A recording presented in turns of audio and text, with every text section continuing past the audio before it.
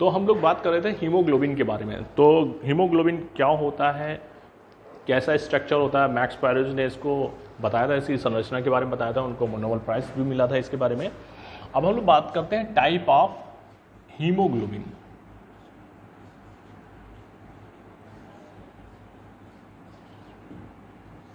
अगर हीमोग्लोबिन के टाइप हम देखते हैं तो इसमें क्या होता है कि हम बेसिकली इनको दो भाग में बांट सकते हैं। पहला जो होगा उसको बोलेंगे HbF, दूसरा होगा उसे बोलेंगे HbA। HbFF, Hb मीन होता है haemoglobin, F stand for foetal haemoglobin.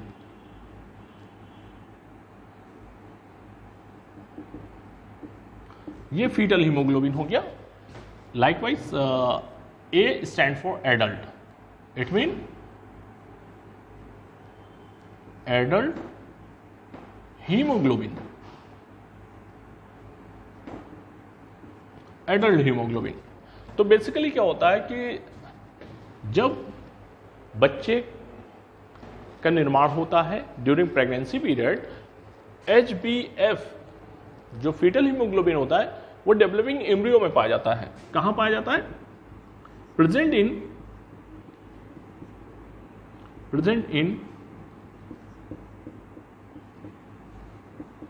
Developing embryo. जो भ्रूण बन रहा है, भ्रूण का विकास हो रहा होता है,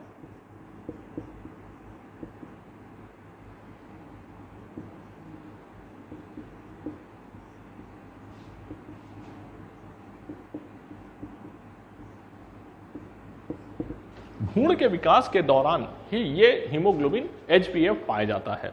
लेकिन जैसे बच्चे में क्या होता है, बच्चा पैदा हो गया, पार्चुरेशन हो गया, डिलीवरी हो गई, उसके बाद 6 माह के अंतराल में ये एडल्ट हीमोग्लोबिन कन्वर्ट हो जाता है। Present after parturition. पार्चुरेशन का मतलब होता है child birth.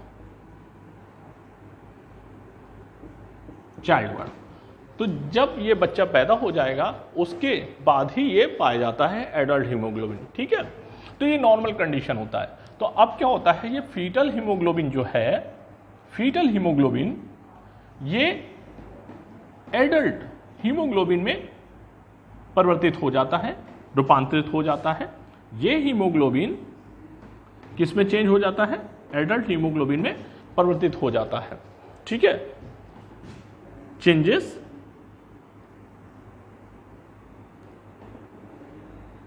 With in 6 month, maximum 6 month में ये कन्वर्ट हो जाता है। लेकिन कभी कभी तो ये नॉर्मल कंडीशन है। इन नॉर्मल कंडीशन, समान अवस्था में ऐसा होता है, नॉर्मल कंडीशन में ऐसा होता है। लेकिन इन केस कभी ऐसा हो जाए कि ये फीटल हीमोग्लोबिन एडल्ट हीमोग्लोबिन में चेंज ना हो पाए, तब क्या होगा? अगर ये ऐसा नहीं हो पा रहा है, ये प्रोसेस नहीं हो पा रही है, तो क्या होता है? अगर ये प्रोसेस नहीं हो पा रही है तो हम कहेंगे कि एक जेनेटिकल डिसीज हो जाती है, एक जेनेटिकल डिसऑर्डर हो जाता है, एक जेनेटिकल डिसऑर्डर हो जाता है जिसे क्या कहते हैं? एक आनुवंशिक रोग हो जाता है। इस आनुवंशिक रोग को हम कहते हैं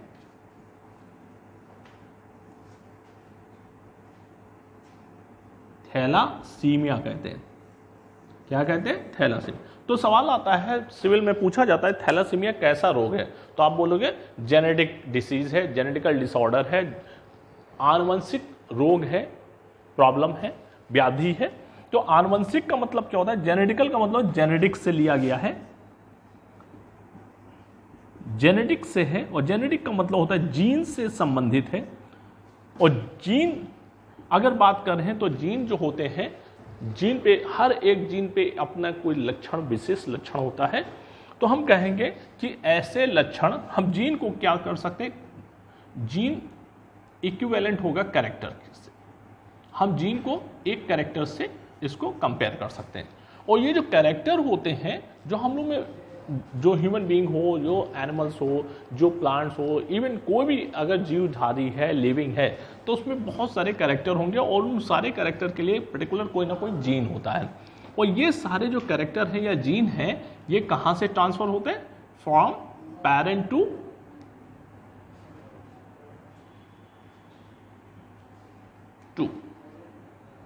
ऑफस्प्रिंग। जो इनके शिशु होंगे, इनके बच्चे होंगे, इनके औलादे होंगे, उसमें ये जीन माता पिता से बच्चों में स्थानांतरित होता है। ठीक है, तो अगर बच्चों में कोई भी लक्षण आ रहे हैं, माता पिता से लक्षण आते हैं, तो इसी को हम ये सब किस में कंसिडर करते हैं, जेनेटिक्स में कंसिडर करते हैं। तो हम कहेंगे कि जो थैलासीमिया है वो जेनेटिकल डिसीज है, और थैलासीमिया क्या होगी, माता पिता के द्वारा ही ऐसा होगा।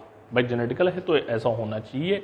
ठीक है, तो थैलासीमिया थोड़ा सी देख लेते हैं, थैलासीमिया होता क्या है उसके बारे में। अभी तो हमने बात की कि टाइप ऑफ हीमोग्लोबिन, पिछली बार तो हम लोग हीमोग्लोबिन के बारे में बहुत पढ़ा था। अब हम कह रहे हैं हीमोग्लोबिन के कितने प्रकार होते हैं। तो पहला प्रकार हो गया HbF, F का मतलब होता है, Hb का मतलब हीमोग्लोबिन, F का मतलब फीटल, तो दोनों मिला के बोलेंगे फीटल हीमोग्लोबिन, भ्रूणीय हीमोग्लोबिन कहते हैं हिंदी में। और HbA का मतलब होता है एडल्ट हीमोग्लोबिन कह देंगे, यानी कि वयस्क लोगों में पाई जाने वाली। तो ये क्या होता है, ये फीटल हीमोग्लोबिन कहाँ होता है, जब बच्चे का विकास हो रहा होता है, जब हम लोग माता के गर्भ में होते हैं, ड्यूरिंग प्रेगनेंसी पीरियड होती है, उस समय फीटल हीमोग्लोबिन पाया जाता है ब्लड में उसके बच्चे के। और एडल्ट हीमोग्लोबिन तब पाया जाएगा जब पार्चुरेशन हो जाएगा। पार्चुरेशन को चाइल्ड बर्थ, जन्म जब बच्चा ले लेगा उसके बाद, यानी जन्म के बाद, आफ्टर पार्चुरेशन के बाद, ठीक है, ये एडल्ट हीमोग्लोबिन पाई जाती है। और एडल्ट हीमोग्लोबिन फीटल हीमोग्लोबिन से नॉर्मल स्थितियों में क्या होता है, सामान्य परिस्थितियों में क्या होगा कि ये 6 माह के अंतराल में ये चेंज हो जाता है। फीटल हीमोग्लोबिन चेंज हो जाएगा एडल्ट हीमोग्लोबिन 6 महीने के अंदर। तो बच्चे क्या होंगे, क्योंकि ये जो होता है फीटल हीमोग्लोबिन की क्या होती है, जो ऑक्सीजन कैरिंग कैपेसिटी होती है वो मिनिमम होती है, ऑक्सीजन कैरिंग कैपेसिटी।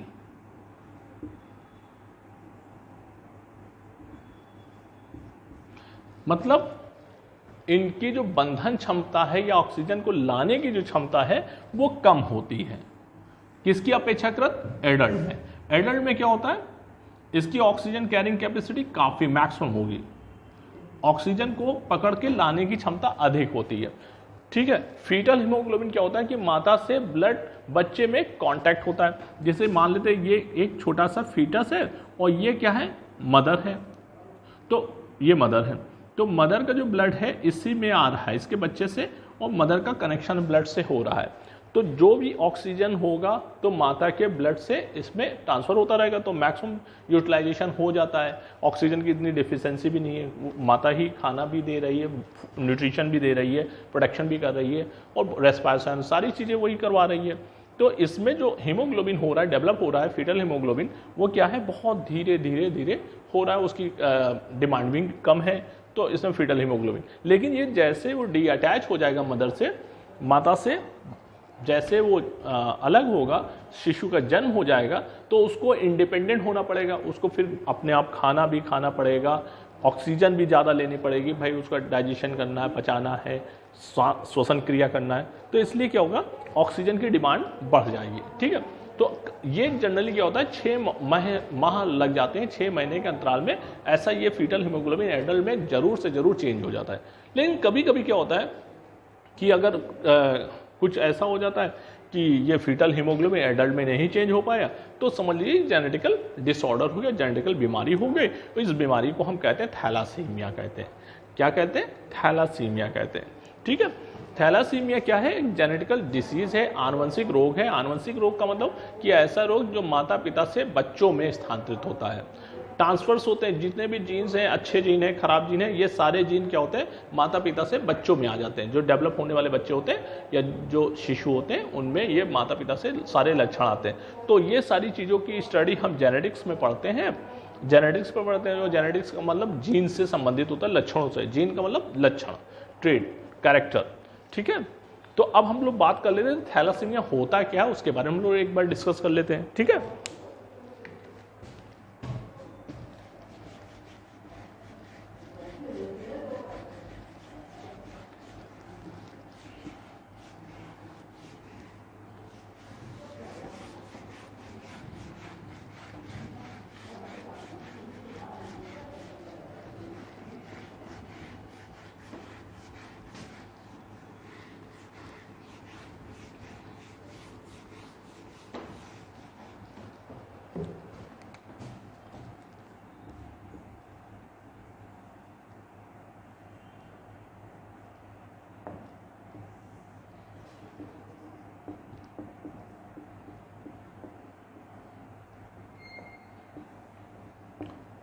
थैलासीमिया, देखिए थैलासीमिया जो होता है इसको सबसे पहले मेडिटेरियन सी के आसपास, भूमध्य सागर के आसपास इसको रिपोर्ट किया गया है।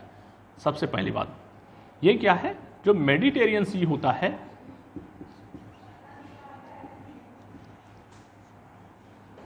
सी के नियर आसपास इसको रिपोर्ट किया गया था। सबसे पहली बार जो पेशेंट था वो भूमध्य सागर के पास आसपास रिपोर्ट किया गया था। इसलिए वहाँ के लोगों ने, डॉक्टर ने कहा कि भाई यहाँ जैसे मान लेते हैं कि अभी कोरोना की बात आ रही है, चल रही है, तो कहते हैं कोरोना कहाँ से हुआ है, तो चाइना, सब लोग बोलते हैं कि चाइना से उत्पत्ति है और प्रमाण भी इसके मिले हैं बहुत जगह पर। तो वुहान शहर का काफ़ी नाम उसमें आया था और चाइना से। तो ऐसे ही पहला जो थैलासीमिया का केस आया था वो भूमध्य सागर के निकट ऐसे लोग मिले थे जिनमें ये प्रॉब्लम देखी गई थी। तो इसलिए इसका नाम रखा गया था, सबसे पहले इसका नाम रख दिया गया था मेडिटेरियन एनीमिया रख दिया गया था। इस बीमारी का नाम पहले क्या था, मेडिटेरियन एनीमिया था, ठीक, मेडिटेरियन एनीमिया नाम रखा गया था। और ये जो एनीमिया है, तो इस एनीमिया को एक बार सिविल में क्वेश्चन पूछा गया कि इस एनीमिया का दूसरा नाम क्या है, तो इसे हम, कूली साहब ने देखा हुआ है, बहुत सारा काम किया है, तो उनके रिगार्ड में ये रखा गया कूलीज एनीमिया। क्या रख दिया गया नाम, कूलीज एनीमिया रख दिया गया है। अब एक मेडिटेरियन एनीमिया बोल रहा है, एक कूलीज एनीमिया बोल रहा है, तो बहुत सारे एक ही बीमारी के दो दो नाम आ रहे हैं और सब अलग अलग बोल रहे हैं। तो इसलिए क्या हुआ कि जो वेल रिकग्नाइज और सबसे बड़ी जो संस्था है, जो स्वास्थ्य संगठन कहलाती है, WHO कहलाता है, तो WHO के द्वारा इसका एक नया नाम दिया गया, वर्ल्ड हेल्थ ऑर्गेनाइजेशन के द्वारा एक नया इसका नाम रखा गया, जिसका नाम रखा गया क्या, थैलासीमिया बोल दिया गया। थैलासीमिया इसे कहा गया। तो नया नाम क्या है इसका, थैलासीमिया। लेकिन कभी कभी क्वेश्चन सिविल में पूछा गया मेडिटेरियन एनीमिया क्या होता है, ये थैलासीमिया है। कूलीज एनीमिया क्या है, ये थैलासीमिया ही है। तो तीनों नाम इसके क्या है, थैलासीमिया। अब थैलासीमिया है का मतलब एनीमिया, अब यहाँ से ये वर्ड देख लीजिए, एनीमिया वर्ड आ रहा है, तो एनीमिया का मतलब कि ब्लड से रिलेटेड है। और हमने बताया था एनीमिया का मतलब होता क्या है, एना प्लस ईमिया, ये दो वर्ड है। एना का मतलब होता है लेस, कम, ईमिया का मतलब होता है इन ब्लड। इसका मतलब क्या हुआ कि ब्लड में क्या कम हो गया, आरबीसी।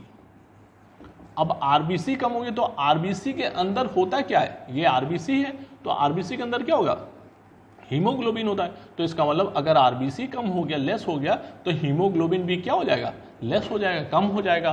तो हीमोग्लोबिन अगर कम हो गया, आरबीसी कम हो गई, तो हीमोग्लोबिन कम हो गया। हीमोग्लोबिन का मेन काम क्या होता है, ऑक्सीजन को लाना। जब ऑक्सीजन लाएंगे तो क्या हो, बॉडी में बहुत सारा ऑक्सीजन आएगा, रेस्पिरेशन के द्वारा ऑक्सीजन लिया जाएगा, तो ऑक्सीजन क्या काम करेगा, ग्लूकोज का संवहन करवाएगा, ग्लूकोज को ऑक्सीकृत करेगा, ग्लूकोज का कंबशन करवाएगा, जिसकी वजह से ऊर्जा खूब मिलेगी, ठीक, और फिर आप एक्टिव रहेंगे। तो एनीमिया, जो एनीमिया है, ये क्या हुआ कि ब्लड में आरबीसी या हीमोग्लोबिन की कमी हो जाती है, ठीक है। थैलासीमिया कैसी बीमारी हो गई? एक आनुवंशिक बीमारी हो गई। ठीक है, अब देखिए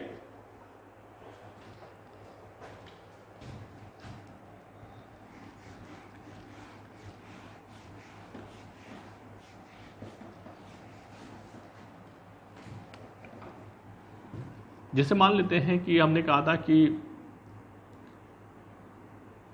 जो हीमोग्लोबिन है इसकी इंपॉर्टेंस क्या है? ये ऑक्सीजन को पकड़ के लाती है।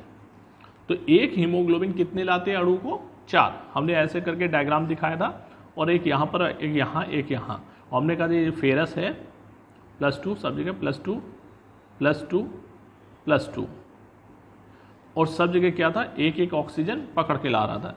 तो अगर पूछा जाता है एग्जाम में कि एक हीमोग्लोबिन कितने ऑक्सीजन को बाइंड करेगा, आप बोलेंगे 4। कितना करेगा? 4 करेगा। एक तो ये क्वेश्चन पूछ लेते हैं, और कभी कभी पूछ लेते हैं कि 1 ग्राम हीमोग्लोबिन कितने ऑक्सीजन को ट्रांसपोर्ट करती है। ट्रांसपोर्ट का मतलब संवहन करती है, एक स्थान से दूसरी जगह इसको पहुंचाती है। तो आप बोलेंगे 1.34 ml ऑक्सीजन को ये ट्रांसपोर्ट करती।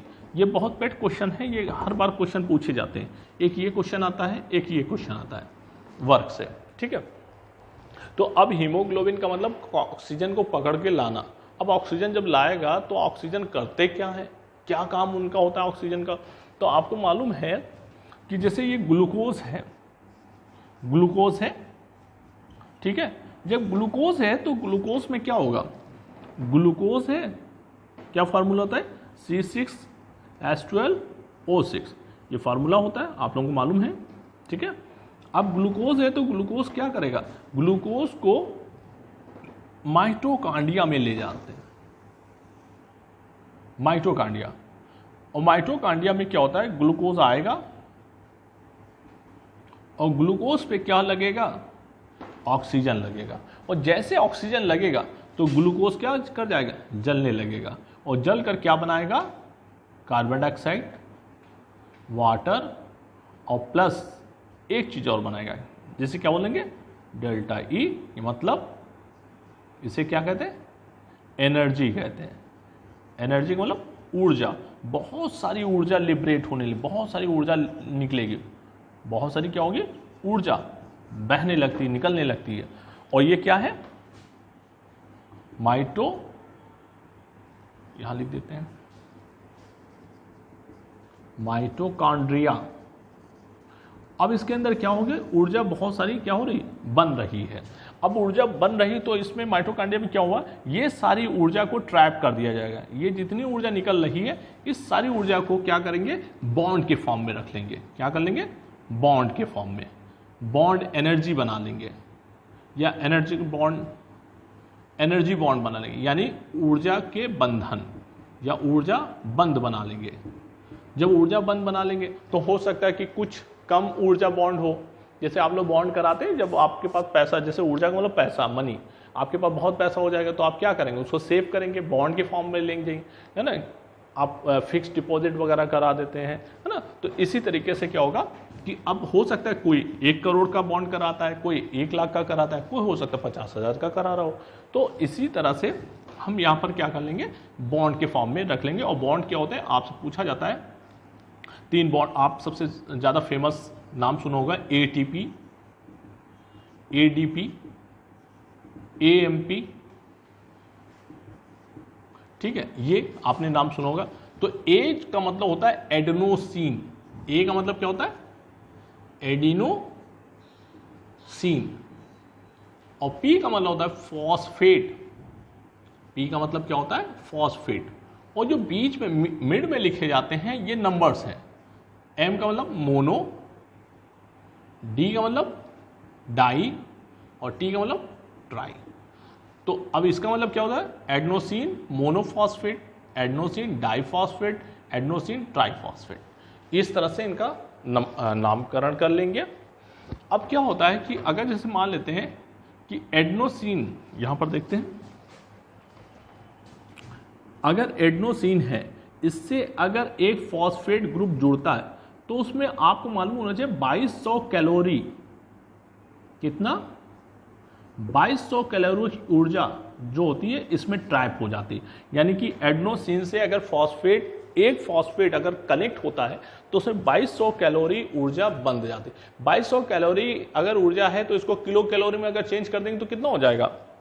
इसको हम ऐसे भी बना सकते हैं, किलो कैलोरी में करना है तो भाई 2200 है तो इसको 2.2 किलो कैल कर सकते हैं, यानी कैलोरी कर सकते हैं, ये भी कर सकते हैं।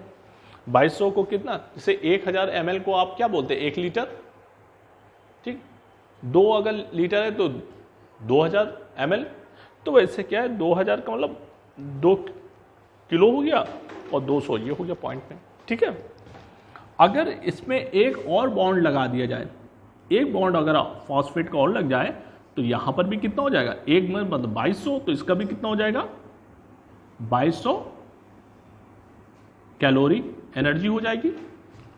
अब क्या होगा कि अब 2 हो गए, अगर फिर देखा जाए यहां पर एक बॉन्ड और लगा लिया जाए फॉस्फेट का तो यहां पर कितनी हो जाएगी? 2200 कैलोरी। तो अगर हम देखें, अगर एक बॉन्ड लगा रहे हैं तो अगर इसको केवल कंसीडर करें, इस चीज को अगर देखें, एक एडेनोसिन के साथ बॉन्ड देख रहे हैं तो एक अगर देख रहे हैं तो इसे हम क्या कहेंगे? AMP कहेंगे। आपसे सवाल आता है कि एक एडेनोसिन मोनोफॉस्फेट यानी AMP में कितनी ऊर्जा होगी, तो आप क्या बताएंगे? 2200 कैलोरी ऊर्जा होती है, और या फिर 2.2 किलो कैलोरी बोलेंगे। अगर मान लेते हैं ये ऐसे पूछ ले कि एक एडेनोसिन अगर 2 फॉस्फेट ग्रुप से जुड़ा है, अब हम इसको दूसरे कलर से बना देते हैं ना, कंफ्यूज हो जाएंगे आप लोग। अगर हम इसी को ऐसे कर दें, ऐसे ये कर दें, अब यहां पर एडेनोसिन एक है लेकिन फॉस्फेट कितना हो गया? एक ये हो गया और दूसरा ये फॉस्फेट हो गया, तो 2 फॉस्फेट हो गए। तो एक पर 2200 तो दूसरे पे कितना हो गया? 2200 कैलोरी हो गया, ठीक है। तो 22 कितना हो गया? अगर हम इसको देखें तो इसे क्या बोल सकते हैं? इसे हम कह सकते हैं ADP। क्या कह सकते हैं इसे? ADP, यानी एडेनोसिन डाई फॉस्फेट कह सकते हैं, ठीक है। क्या बोलेंगे इसे? एडेनोसिन, 2 फॉस्फेट है तो डाई फॉस्फेट कहेंगे, एडेनोसिन डाई फॉस्फेट, ठीक है, ओके। अगर और ADP में कितनी ऊर्जा होगी? अगर ADP को हम देखें तो कितनी ऊर्जा होगी? आप बोलेंगे 2200 ये, 2200 ये, कितना हो गया? जोड़ लो, 4400 कैलोरी। अगर इसको किलो कैलोरी में चेंज करना तो 4.4 किलो कैलोरी। कुछ ज़्यादा डिफरेंस नहीं है, बहुत एकदम इजी है। और अगर हम एडेनोसिन के साथ तीनों बॉन्ड अगर जोड़ दें, यानी कि एडेनोसिन के साथ एक फॉस्फेट, दूसरा फॉस्फेट और तीसरा फॉस्फेट भी जोड़ दिया जाए, ये पूरा होल ऐसे जोड़ दिया जाए, ऐसे होल कर दिया, तो यहाँ 2200 कैलोरी, यहाँ 2200 कैलोरी, यहाँ 2200 कैलोरी। और इसको बोलेंगे क्या? जब 3 आ जाएंगे तो क्या बोलेंगे? ATP बोलेंगे। जब ATP बोलेंगे तो इसमें कितने हो जाएंगे? 2200 प्लस 2200 और फिर 2200 कैलोरी ऊर्जा। तो इसका मतलब इसको जब ऐड करेंगे, सबको ऐड कर लेंगे तो कितना आ जाएगा? 6 और 6, यानी कि 6600। ये कैलोरी में आई, लेकिन इसको किलो कैलोरी में अगर चेंज करना हो तो क्या बोलेंगे? 6.6 किलो कैलोरी। कभी कभी समटाइम आप लोग ये देख लेते हैं 6.7 कैलोरी भी लिख के आ जाता है किलो कैलोरी, लेकिन एग्जैक्ट आप यहां पर फोकस करेंगे। तो कभी कभी पूछ लेता है कि सवाल आता है एक ATP में, यहां पर देखिए एक ATP में अगर एक AMP में पूछा जाए कि एक AMP में कितनी ऊर्जा निकलती, तो आप क्या बोलेंगे? 2200 कैलोरी या फिर 2.2 किलो कैलोरी। अगर एक ADP पूछ लिया जाए तो क्या बोलेंगे?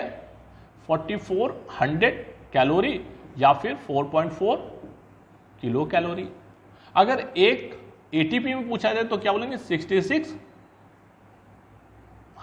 कैलोरी या फिर 6.6 किलो कैलोरी, ये बोल सकते हैं, ठीक है। तो इस हिसाब से क्या बोलेंगे कि इनको एनर्जी बॉन्ड कहते हैं। तो AMP, ADP, ATP ये समझ में आ गया होगा आप लोगों को। अब हम कहेंगे कि जो एनर्जी बॉन्ड है ये कहाँ बनते हैं? माइटोकॉन्ड्रिया के अंदर बन रहे हैं, ठीक है। जब माइटोकॉन्ड्रिया के अंदर बन रहे हैं, ऊर्जा कहाँ बन रही है? माइटोकॉन्ड्रिया बन रही। तो इसलिए माइटोकॉन्ड्रिया का नाम बोला जाता है कि कई बार क्वेश्चन पूछा गया माइटोकॉन्ड्रिया कहते क्या है, तो इसे क्या बोलते हैं, यहाँ पावर बन रही ना, ऊर्जा बन रही, शक्ति बोल रही, तो इसे बोले powerhouse of the cell, यानी कि ये कोशिका का क्या है, ऊर्जा ग्रह है। इसे क्या कहते हैं, ऊर्जा ग्रह। ये कोशिका का ऊर्जा ग्रह है कहते हैं। माइटोकॉन्ड्रिया क्या कहते हैं, powerhouse of the cell कहा जाता है, ठीक है। और ये क्या कर रही, माइटोकॉन्ड्रिया ऊर्जा बना रही है, ऊर्जा को बॉन्ड भी बन रहे हैं। बॉन्ड को क्या बोलते हैं, जैसे एटीपी वगैरह ये सब क्या है, बॉन्ड है, एटीपी वगैरह। तो एटीपी को हम क्या कह सकते हैं, एटीपी को हम बोलेंगे एनर्जी कॉइन्स कहते हैं। क्या कहते हैं, एनर्जी कॉइन्स। यानी कि एटीपी एडीपी ये सब हैं, इनको हम क्या बोलेंगे, तो फेमस है एटीपी को हम एनर्जी कॉइन्स भी कहते हैं, ऊर्जा के सिक्के कहते हैं। इसे क्या कहते हैं, ऊर्जा के सिक्के कहते हैं, ठीक है। इसे ऊर्जा के सिक्के कहते हैं। तो ऊर्जा के सिक्के, ये एटीपी एडीपी या एएमपी ये सब बन रहा है, और एक बॉन्ड से कितनी ऊर्जा निकलेगी, कैलकुलेशन हमने बता दिया आपको, कहाँ पर ये बनेगा ये बता दिया, ठीक है। और ग्लूकोज, अब हम अपने टॉपिक फिर से आ रहे हैं वहीं पर। अब ग्लूकोज क्या होता है, ऑक्सीजन की उपस्थिति में क्या होता है, कंबस्ट होगा, ऑक्सीकृत होगा, और कार्बन डाइऑक्साइड जो होगा ये क्या होगा, सेल से बाहर निकल जाएगा, वाटर होगा नीचे बैठ जाएगा, और एक एनर्जी होगी वो लिबरेट करेगी, कुछ लॉस हो जाएगी हीट के फॉर्म में, और कुछ बॉन्ड के फॉर्म में आ जाएगी, ठीक है। तो अब हम लोग करते हैं, ये बात करते हैं एनीमिया पे, हम लोग डिस्कस कर रहे थे, थैलासीमिया पे, एनीमिया पे आए थे। तो एनीमिया में क्या हुआ कि अगर कमी हो गई, हीमोग्लोबिन की कमी हो गई या आरबीसी की कमी हो गई, एनीमिया बोल रहे हैं। अब ये थैलासीमिया है, तो देखते हैं इसमें क्या हो रहा है। इसमें क्या होगा, जो लक्षण होंगे, अब इसको हम हटा रहे हैं, ठीक है।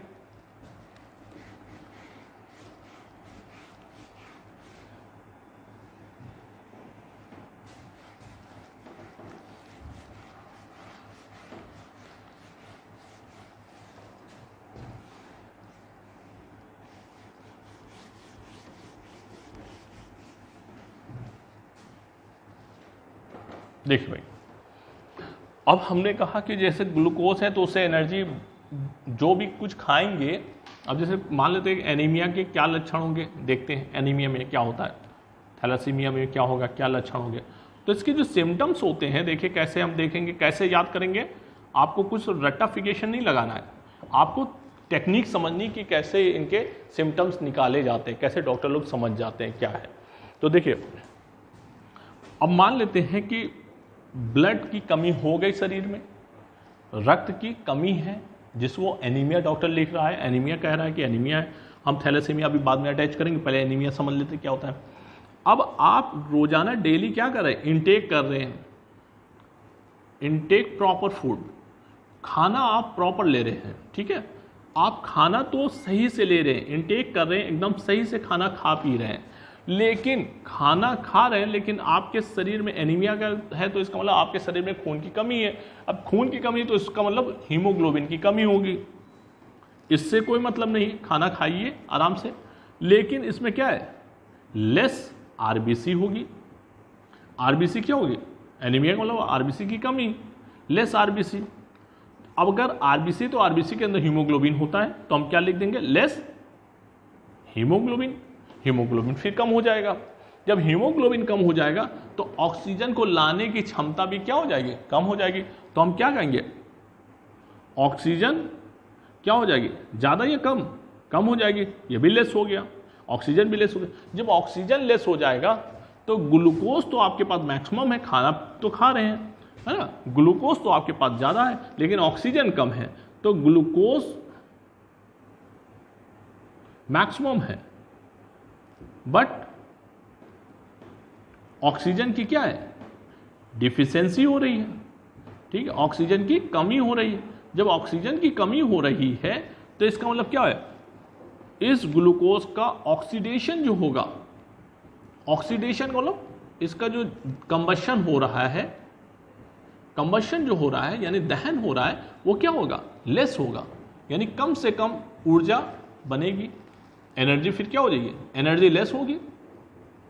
ऊर्जा प्रोडक्शन क्या होगा, एनर्जी प्रोडक्शन क्या होगा, ऊर्जा का जो उत्पादन होगा वो क्या होगा, कम होगा। जब ऊर्जा कम हो जाएगी, ऊर्जा एनर्जी लेस हो जाएगी, तो आपसे कुछ कहा जाएगा भाई कोई काम करने में मन होगा आपका? अगर ऊर्जा नहीं बन रही तो आप वॉकिंग वगैरह नहीं कर पाएंगे, ठीक से चल नहीं पाएंगे, बोल नहीं पाएंगे, सारी चीज में एनर्जी खर्च होती है। तो इसका मतलब क्या होगा, जो आपका जो मूवमेंट होगा, एक्टिविटी होगी, जो एक्टिविटी होगी वो सब क्या हो जाएगी, सारी एक्टिविटी, एक नहीं कई सारी एक्टिविटीज जो होंगी वो सब क्या हो जाएंगी, लेस हो जाएंगी। आप एकदम चुपचाप रहेंगे, शांत रहेंगे, और क्या हो जाएगा, एक्टिविटी जैसे घूमना, टहलना, हंसना, बोलना, बात करना, मतलब जितना भी अच्छे अच्छे वर्क हैं ये सारे क्या हो जाएंगे, सब रिड्यूस हो जाएंगे, सब कम हो जाएंगे, ठीक है। और फिर उसके बाद क्या होगा, अब हम इसको जोड़ते हैं कि ये थैलासीमिया से, एनीमिया के ये सारे लक्षण होंगे।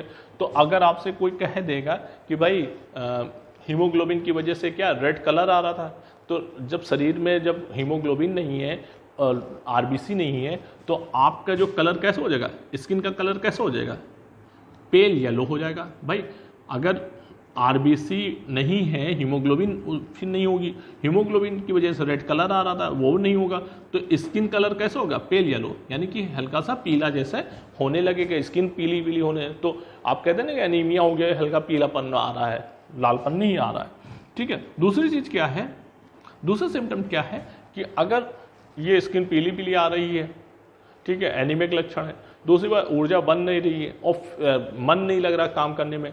तो अगर आपसे कोई कहता है कि भाई ये काम कर लीजिए, आप उसमें क्या हो रहा है, इरिटेट हो रहे हैं, क्या हो रहा है, आप चिड़चिड़ापन आपको आ रहा है, इरिटेशन हो रहा है, इरिटेटिंग कह सकते हैं, इरिटेटिंग नेचर हो जाएगा आपका। नेचर जो होगा वो प्रकृति कैसी हो जाएगी, आप प्रवृत्ति कैसे रखेंगे, आप बहुत इरिटेटिंग हो जाएंगे, यानी चिड़चिड़ापन आ जाए।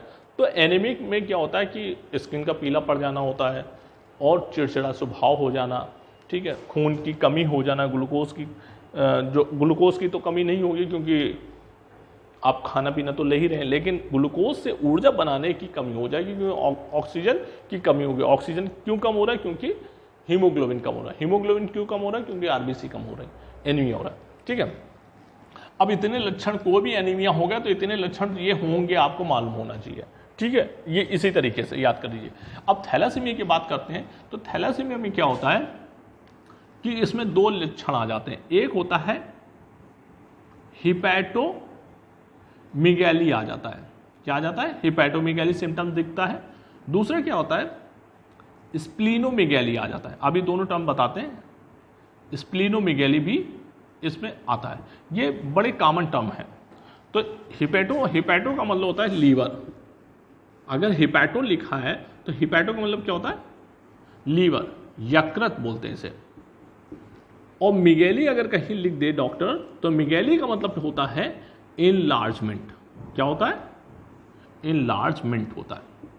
इनलार्जमेंट का मतलब होता है बढ़ जाना। क्या होता है, बढ़ जाना।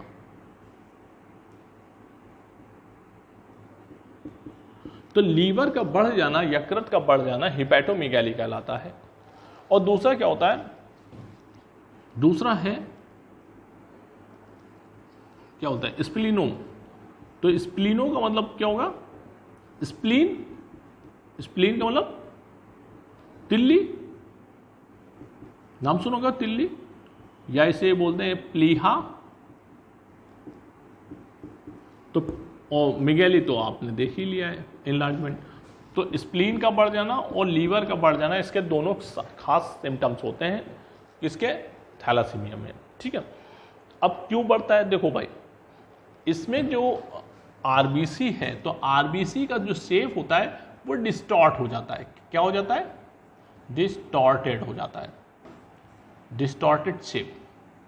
आरबीसी की जो आकृति है वो आपने देखा, नॉर्मल जो देखा होगा, तो नॉर्मल कैसी होती है, ह्यूमन बीइंग में बाई कॉनकेव होती है, नॉर्मल शेप है, नॉर्मल ये होता है, ठीक है। लेकिन अगर थैलासीमिया हो जाए तो उसकी शेप क्या होगा, बिगड़ जाता है। जब शेप बिगड़ जाएगा तो इसकी कैरिंग कैपेसिटी क्या हो जाएगी, गड़बड़ हो जाती है। जब कैरिंग कैपेसिटी गड़बड़ हो जाएगी तो समझ लीजिए कि ऑक्सीजन को लाने की क्षमता उसकी खो जाएगी। जब खो जाएगी तो फिर वो इतना इफेक्टिव नहीं, जब इफेक्टिव हो गए तो ये ऐसी आरबीसी कैसी हो जाएगी, बेकार हो जाएगी, हमारे लिए कोई काम की नहीं है। जब कोई काम की नहीं है तो उसको क्या हो जाए, जब बेकार हो जाता है तो उसको उठाकर स्प्लीन क्या करती है, खा लेती है। तो अब एक ऐसा तो नहीं होगा कि एक ही आरबीसी है तो उसको खा के बैठ गए, लाखों की संख्या में होता है। हमने बताया था पहले लेक्चर में कि आरबीसी प्रति घन मिलीमीटर में 40 से लेकर 60 लाख होती है। यानी 1 मिलीमीटर लंबा, 1 मिलीमीटर चौड़ा, 1 मिलीमीटर गहरा अगर कोई क्यूब लेते हैं, घन जैसा कोई आकृति लेते हैं, तो उसमें क्या होता है 40 से लेकर 60 लाख आरबीसी पाई जाती है। तो इसका मतलब बहुत छोटी होती हैं और संख्या में बहुत ज़्यादा होती हैं। ठीक है, तो अब जब लाखों की संख्या में आरबीसी को खाना पड़ेगा, उनको बार बार दफन करना, क्योंकि स्प्लीन ये सारी जितनी डेड हैं, टूटी फूटी हैं, ये सारी टूटी फूटी आरबीसी जितनी भी डिस्ट्रॉय हो जाए, टूट जाए, बेकार हो जाए, डेड हो जाए आरबीसी, इन सारी आरबीसी को क्या होता है, स्प्लीन क्या करता है, इनको सबको एडजस्ट कर लेता है, इनको सबको मार के दफन कर देता है। इसलिए स्प्लीन को कहते क्या है, स्प्लीन को कहते हैं ग्रेवयार्ड ऑफ द आरबीसी। क्या बोलेंगे, ग्रेवयार्ड बोलते हैं, ग्रेवयार्ड ऑफ द आरबीसी कहा जाता है। मतलब क्या हुआ कि ये आरबीसी का, ग्रेवयार्ड का मतलब है कब्रिस्तान। क्या कहते हैं, कब्रिस्तान कहते हैं। यानी आरबीसी का कब्रिस्तान किसे कहते हैं, स्प्लीन को कहते हैं, प्लीहा को कहते हैं। कितनी बार क्वेश्चन आया है सिविल में कि स्प्लीन को क्या कहते हैं, तो आप बोलेंगे ग्रेवयार्ड ऑफ द आरबीसी, यानी आरबीसी का कब्रिस्तान कहलाता है। क्योंकि जितनी भी डिफेक्टिव, बेकार, डेड जितनी भी आरबीसी होती हैं उनको क्या किया जाता है, यहाँ पर उनको बरीड कर दिया जाता है, दफन कर दिया जाता है। या स्प्लीन कहें तो एक फॉर्म में स्प्लीन इनको क्या कर लेती है, फैगोसिटाइज कर लेती है, खा लेती है। ठीक है, तो अब एक होगा तो उससे क्या होगा कि स्प्लीन अपने नॉर्मल काम में, लेकिन बहुत सारी पूरी क्या हो जाएगी, आरबीसी बेकार आ रही, तो इन डिफेक्टिव आरबीसी को क्या करेगा, ये स्प्लीन खाने लगेगा। तो स्प्लीन की जो क्या होगी, ये तिल्ली जो होगी वो धीरे धीरे बढ़ने लगेगी। जब तिल्ली बढ़ जाएगी तो हम बोलेंगे स्प्लीनोमेगैली हो गया। ठीक है, क्या हो जाएगा, स्प्लीनोमेगैली, तिल्ली बढ़ जाएगी। ठीक, फिर उसके बाद क्या होगा, जब आरबीसी, आपने देखा कि आरबीसी के अंदर क्या था, बहुत सारी चीजें हैं। आरबीसी को जब देखेंगे तो आरबीसी के अंदर क्या था, आयरन एटम पाया जा रहा था। ठीक है, जब आयरन पाया जा रहा है तो आयरन की क्या होगा, ये आयरन क्या होगा, ये खुलेगा। भाई पूरा क्या है, आरबीसी किसका बना है, हीमोग्लोबिन है, प्रोटीन है, कार्बोहाइड्रेट है, लिपिड है, यही तो है, बाकी कुछ तो नहीं है। तो जब जैसे इसको तोड़ा जाएगा, कहीं पर खाया पिया जा रहा है, स्प्लीन के द्वारा इसको तोड़ा जा रहा है, तो क्या चीज़, आयरन खा सकता है सेल, आयरन खा सकता है, नहीं खाएगी। ये क्या है, एक्चुअली मेटल है। तो मेटल है तो मेटल क्या होगा, ब्लड में, ऑर्गन में, ब्लड में फ्री हो जाएगा। तो जब ब्लड में फ्री हो जाएगा तो आयरन की क्वांटिटी क्या हो जाएगी, बढ़ने लगेगी। जब आयरन की क्वांटिटी बढ़ने लगेगी, आयरन यानी मेटल, ये लोह तत्व की अधिकता होने लगेगी, तो आयरन की वजह से क्या हो गया, टॉक्सिसिटी हो जाएगी। यानी कि आयरन टॉक्सिसिटी हो जाएगी, यानी कि लोह तत्व की अधिकता की वजह से विषाक्तता आ जाएगी।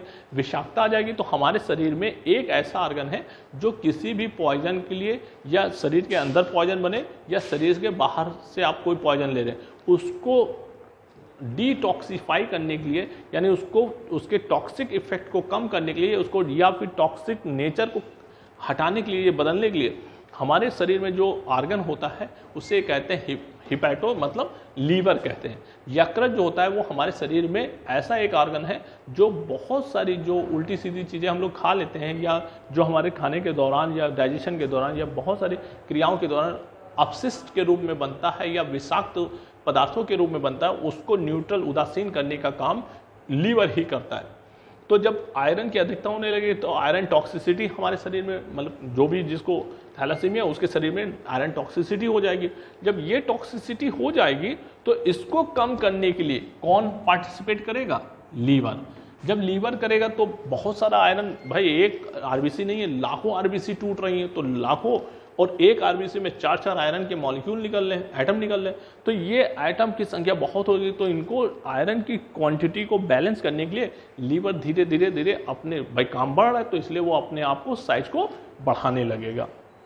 ठीक है, तो ये हिपैटो मेगैली कहलाएगा और दूसरा स्प्लीनोमेगैली कहलाएगा। ठीक है, अब दूसरी चीज देखते हैं।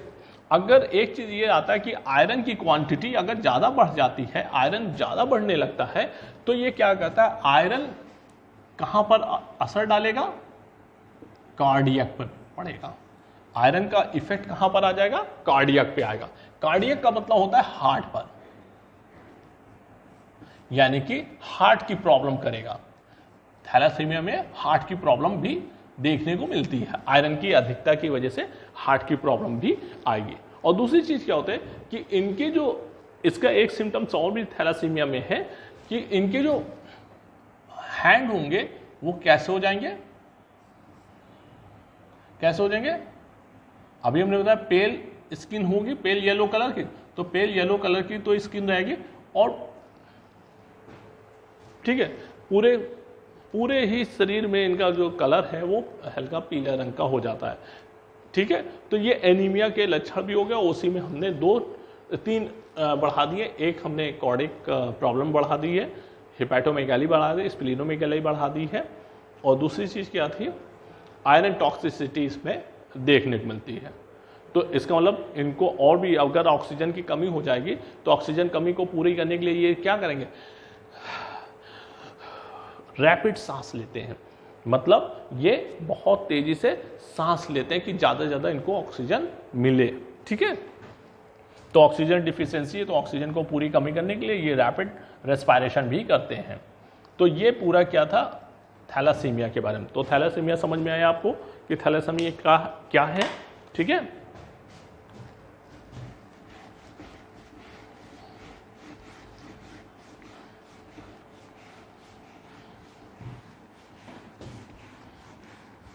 कभी कभी पूछ लेता है कि थैलासीमिया कब सेलिब्रेट किया जाता है या इसका क्योर क्या है।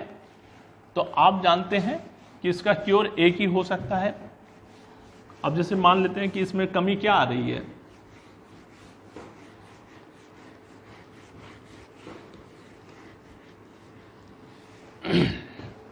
अगर किसी को थैलासीमिया हुआ है तो उसके लिए क्या होगा कि ट्रीटमेंट अगर जब किया जाएगा तो ट्रीटमेंट के लिए क्या होता है, इसका इलाज क्या है, ब्लड ट्रांसफ्यूजन, रुधिर आधान कहते हैं। क्या कहते हैं इसे, रुधिर आधान कहते हैं। यानी कि एक व्यक्ति से ब्लड लेना और वो ब्लड दूसरे व्यक्ति में क्या करना, ट्रांसफर कर देना, ट्रांसफ्यूज कर देना। ठीक है, चढ़ाना, रक्त का चढ़ाना, ये ब्लड ट्रांसफ्यूजन कहलाता है। ठीक है, तो अब जैसे मान लेते कोई एक बच्चा है जिसको क्या है, थैलासीमिया है। ठीक है, क्या है, इसे थैलासीमिया है। मान लेते हैं कोई एक शिशु है और उसको ये थैलासीमिया रोग है, तो ये क्या होगा, अब इसके मान लेते हैं एक फादर हो गए, एक मदर हो गए और एक इसका हो सकता है सिस्टर हो सकता है इसका ब्रदर हो। ठीक है, कोई भी हो सकता है। तो अब क्या होगा कि अब ब्लड कौन देगा, या फिर फादर दे या मदर दे या भाई बहन में से कोई एक दे दे। ठीक है, लेकिन ये अब फ्रिक्वेंटली तो नहीं दे पाएंगे बार बार, क्योंकि ये क्या होगा कि ब्लड की इसमें ज़रूरत जो होगी वो हर बार मिनिमम 3 मंथ के अराउंड, 3 मंथ्स के अराउंड इसमें ब्लड की आवश्यकता पड़ती है। अभी बताएंगे ये कैसा, हमने क्यों बता दिया 3 मंथ के अराउंड, वो भी आपको बता देंगे, रटने की ज़रूरत नहीं है। तो 3 महीने के आसपास इनको ब्लड की ज़रूरत पड़ती है, थैलासेमिक जो पेशेंट होता है। तो अब 3-3 माह के अंतराल में कोई ना कोई घर में देता रहेगा तो सब लोग ब्लड दे दे के परेशान हो जाएंगे। तो ऐसा भी होता है कि लोगों को बताया जाए कि भाई आप भी ब्लड दे सकते हैं, क्योंकि आपको मालूम है कि रक्तदान करना चाहिए, और रक्तदान जो होता है वो महादान कहलाता है। तो WHO ने ब्लड डोनेशन के लिए रखा है। ब्लड डोनेशन कब मनाया जाता है, ब्लड डोनेशन डे कब मनाते हैं,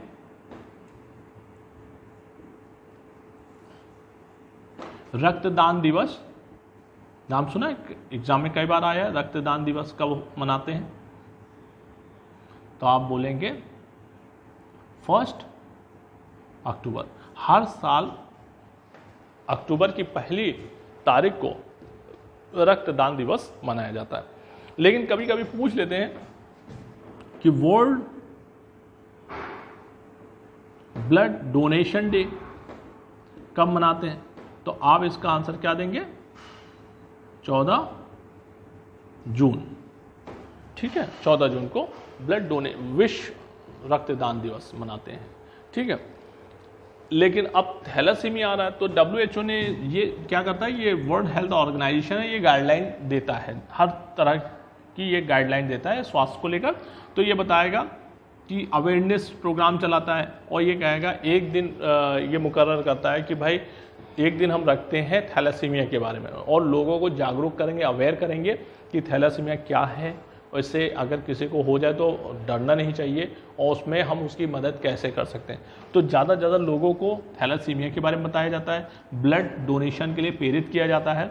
और उसमें वो कौन सा दिन रखा गया है, तो आप बोलेंगे कि हर साल मई में ये सेलिब्रेट किया जाता है, जैसे 31 मई वगैरह ETC ये आ जाता, फ्लैक्चुएट करता है डेट।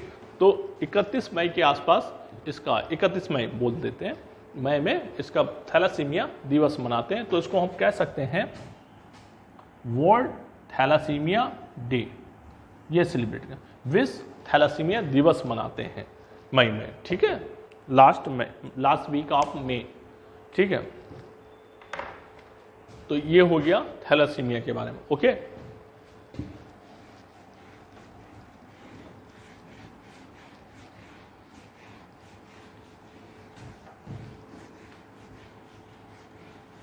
अब हम लोग देखते हैं कि फंक्शन देख लेते हैं। हीमोग्लोबिन क्या काम करता है, इसके बारे में हम लोग देख लेते हैं कि क्या फंक्शन होते हैं। तो आपको मालूम है हीमोग्लोबिन जो होता है वो किसी न किसी गैस से वो संबंधित होता है। हो सकता है वो ऑक्सीजन से हो सकता है वो कार्बन डाइऑक्साइड से हो सकता है वो कार्बन मोनोऑक्साइड से हो। तो ये 3 गैस हैं जो हीमोग्लोबिन से अभिक्रिया कर रही हैं। ठीक है, अब क्या होता है कि जैसे मान लेते हैं कि अब ऑक्सीजन से भी रिएक्शन कर सकता है, कार्बन डाइऑक्साइड से भी रिएक्शन कर सकता है, और कार्बन मोनोऑक्साइड से भी ये रिएक्शन कर सकता है। ठीक है, अब किससे रिएक्शन करेगा, ये इस बात पे निर्भर करेगा कि किस गैस की सांद्रता मात्रा अधिक है।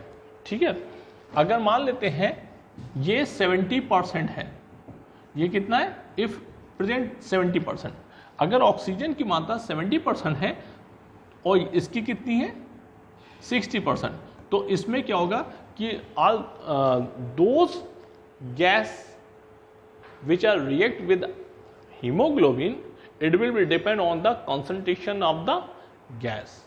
मतलब कि जो भी हीमोग्लोबिन से रिएक्शन करेगा उसकी सांद्रता अधिक होनी चाहिए, इस चीज पर निर्भर करता है। ठीक है, तो अब ये 60 है तो ये रिएक्शन नहीं करेगा, रिएक्शन कौन करेगा, ये कर लेगा, ऑक्सीजन के साथ हीमोग्लोबिन से रिएक्शन हो जाएगा, और रिएक्शन होने के बाद क्या बना देगा, एक कंपाउंड बनाएगा जिसको कहें HbO2।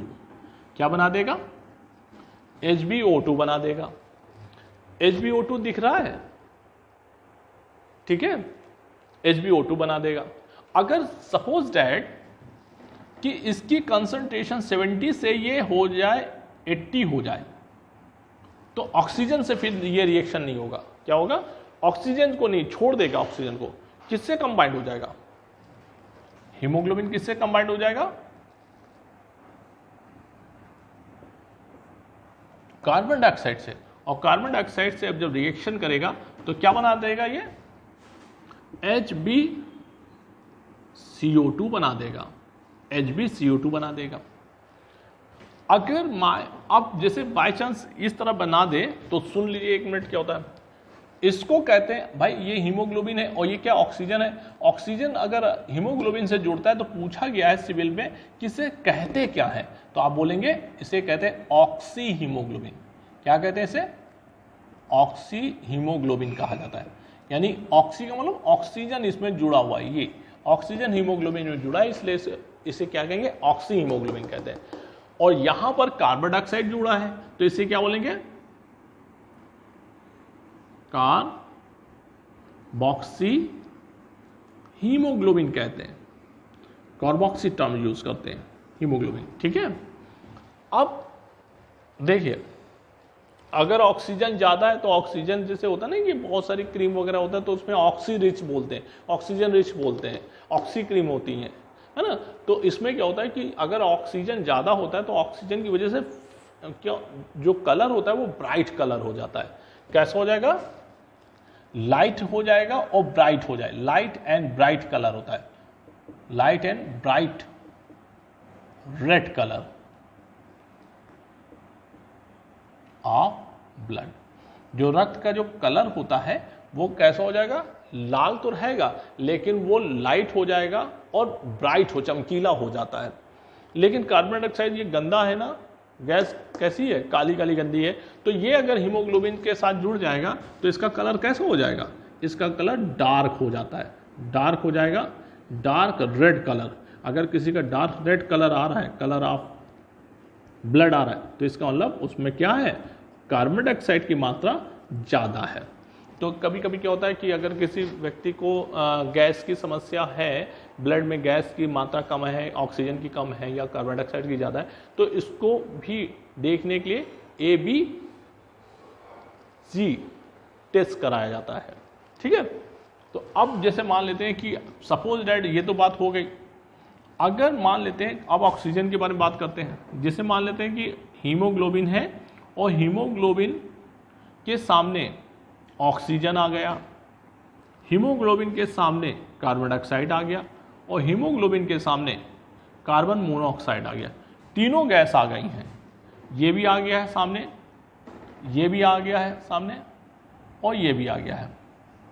ठीक है, समझिए, बहुत इंपॉर्टेंट क्वेश्चन है। अगर हीमोग्लोबिन के साथ कार्बन डाइऑक्साइड भी है, ऑक्सीजन भी है और कार्बन मोनोऑक्साइड है और इनकी कंसंट्रेशन 90% ये भी कर दें, 90% ये भी कर दें, तो अब हमने कहा था कि जिसकी मात्रा ज़्यादा होगी वही रिएक्शन कर जाएगा, वही अटैचमेंट हो जाएगा। अगर ये 80 होता तो इसके साथ करता, अगर ये 80 होता, ये 90 होता तो इसके साथ कर लेता। लेकिन दोनों सिमिलर अगर कंडीशन में आ जाए और ये बहुत ही लेस अमाउंट में, लेस परसेंटेज में, बहुत लेस हो, इनकी अपेक्षाकृत बहुत कम हो, तो अब किसके साथ रिएक्शन करेगा? इसके साथ, इसके साथ, किसके साथ? तो अब बात ये आती है कि हमें ये मालूम होना चाहिए इसका नेचर क्या है। कार्बन मोनोऑक्साइड की जो बाइंडिंग इफिशियंसी होती है, बंधन जो क्षमता होती है, इन दोनों गैसों की तुलना में 200 गुना से अधिक होती है। यानी कि ये एक होगा तो वो कितना होगा? 200, इतनी क्षमता है। या हम कहेंगे कि इसकी सांद्रता 200 है और इसकी सांद्रता 1 है, तो इसका मतलब क्या होगा? ना ये इससे रिएक्शन करेगा ना इससे। हीमोग्लोबिन किससे रिएक्शन कर जाएगा? इसके साथ रिएक्शन कर जाएगा और क्या बना देगा? ये बना देगा HbCO बना देगा। क्या बना देगा? HbCO। इसे क्या कहते हैं? Carb amino haemoglobin. क्या कहते हैं? कार्ब अमीनो हीमोग्लोबिन कहते हैं इसे। ठीक है, और ये जो बनेगा, एक बार बन जाएगा, फिर इसके बाद ये स्टेबल कंपाउंड माना जाता है। क्या होता है? ये स्टेबल कंपाउंड हो जाता है, यानी कि ऐसा कंपाउंड जो एकदम स्थायी हो गया, स्थायी यौगिक बना देता है। स्थायी यौगिक का मतलब कि अब ये जैसे ये है कि अगर मान लेते हैं कि इसकी सांद्रता ज़्यादा हुई तो इसके साथ जुड़ा, अगर ये ज़्यादा हो गया तो इसको छोड़कर ये आ जाएगा। तो ये क्या करता है? एक दूसरे को छोड़ देता है, जिसकी पास मतलब मात्रा ज़्यादा होगी उसी से रिएक्शन करेगा। लेकिन इसके साथ अगर रिएक्शन कर जाएगा तो ये छोड़ता नहीं है। ठीक है, तो ये क्या होगा कि कार्बन मोनोऑक्साइड बहुत जहरीली गैस होती है। अगर इसके साथ अगर ज़्यादा सांस ले लेते हैं ऐसी इन्वायरमेंट जहाँ पर कार्बन मोनोऑक्साइड की मात्रा ज़्यादा है, तो ये क्या होगा? हीमोग्लोबिन के साथ स्टेबल कंपाउंड बना देगा और ये क्या करेगा?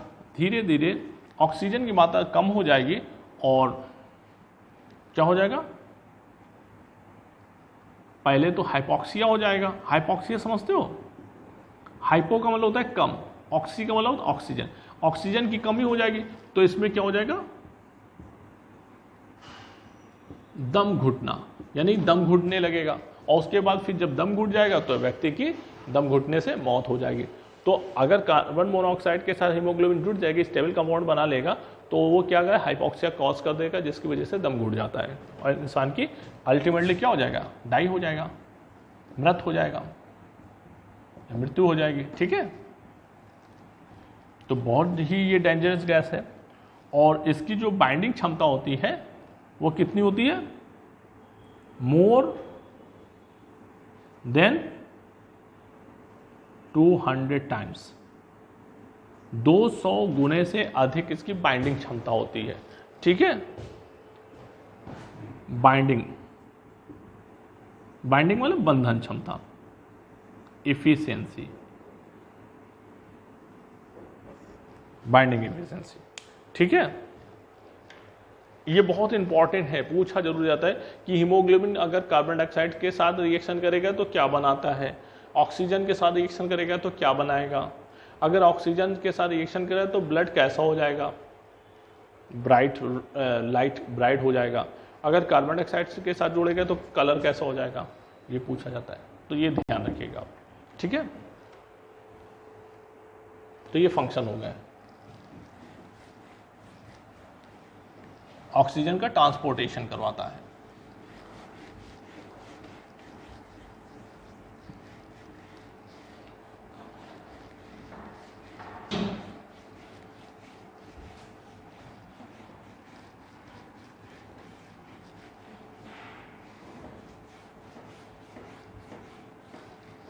अब हम लोग देख लेते हैं कि कैसे हीमोग्लोबिन देख लिया, आरबीसी के अंदर पाया जाता है हीमोग्लोबिन। अब हीमोग्लोबिन के बाद हम लोग बात करते हैं उससे रिलेटेड एक डिसीज़ थैलेसीमिया बहुत पूछी जाती है, उसके बारे में हमने डिस्कस कर लिया। अब हम लोग देखते हैं कि आरबीसी कैसे बनता है। बहुत सवाल आते हैं कि आरबीसी को बनाने में कौन सा हार्मोन जिम्मेदार होता है। कभी क्वेश्चन आता है कि आरबीसी के निर्माण में, लालूधिर कणिकाओं के निर्माण में कौन सा हार्मोन रिस्पॉन्सिबल है। कभी कभी पूछते हैं कौन सा विटामिन रिस्पॉन्सिबल है, कभी कभी पूछते हैं कौन सा अंग जिम्मेदार होता है, और कभी कभी पूछते हैं कि इनका जीवन काल आरबीसी का कितना होता है। तो इस तरह से बहुत सारे क्वेश्चंस आते हैं, तो एक हम फ्लो चार्ट पे हम लोग डिस्कस करते हैं और उसी फ्लो चार्ट से पूरा हम लोग समझ लेते हैं। ठीक है, तो हीमोग्लोबिन यहाँ पर ख़त्म होता है। अब हम लोग आरबीसी को कंटिन्यू करते हैं। ओके।